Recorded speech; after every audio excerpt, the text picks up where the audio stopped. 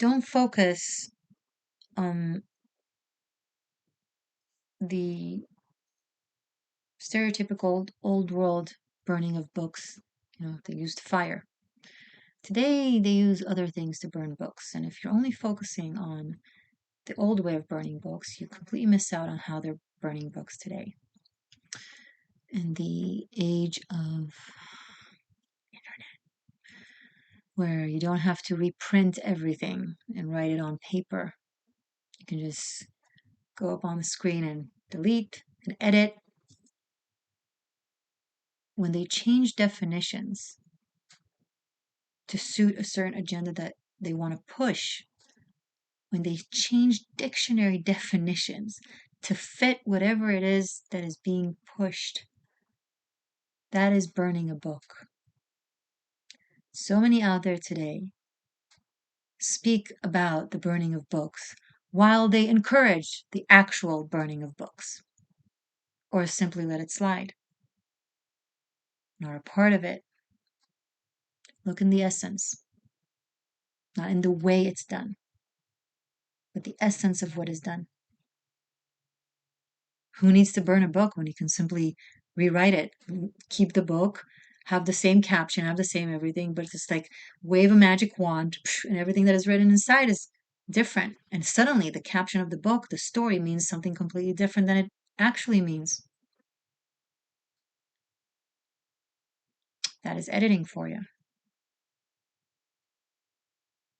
Wikipedia, need I remind you, is written by people and is edited as well. Be very conscientious to the sources of information you walk through. This is going to be the next generation's biggest challenge. Truth versus lie. We will all need to become archaeologists and researchers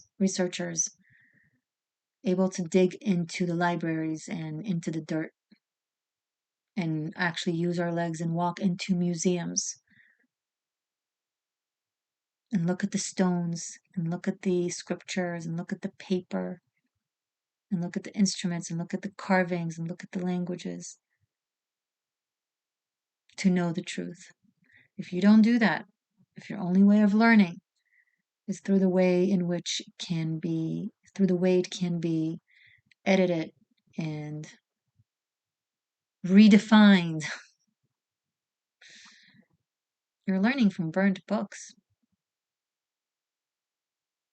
Careful. There's a need to go back to sitting with our grandparents and hearing their stories from first source, or sitting with a person from a place and hearing from first source, asking them questions, not patronizing them because you read an article. So you somehow know better than the person who actually lived through something. It's coming through very strongly here with the Two of Swords and the Hierophant. It has all these books and like this grandpa is telling stories to the grandchildren or to the kids, and it's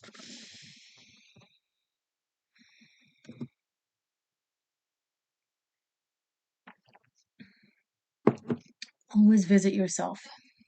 This we're going into a time where you can no longer it's no longer going to be so easy. We were given a gift of absolute information available, and we've abused it. We have played with it and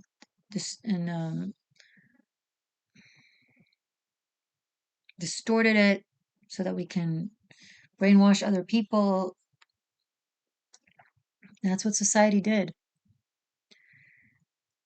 So now it's taken from us. And we're going to go back to have to actually study by foot, you know. I learned about so many cultures, not because I read books, of course, but I also traveled a lot and spoke to the people and lived with the people and been a part of them in different countries, worked, traveled, lived. So when I say something, I know from firsthand, and That's been my entire 20 and early 30s, pretty much. Basically up until now, my entire life.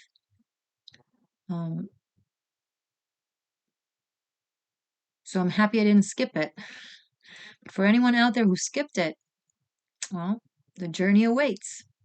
The journey awaits. And that's awesome. That's fun. It's not a bad thing. I'm not trying to scare you. It's actually exciting, but in case it's a daunting thought, if you already got used to just being able to search everything through your fingers,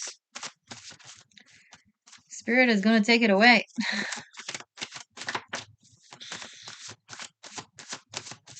You're going to have to go up on a boat or on a plane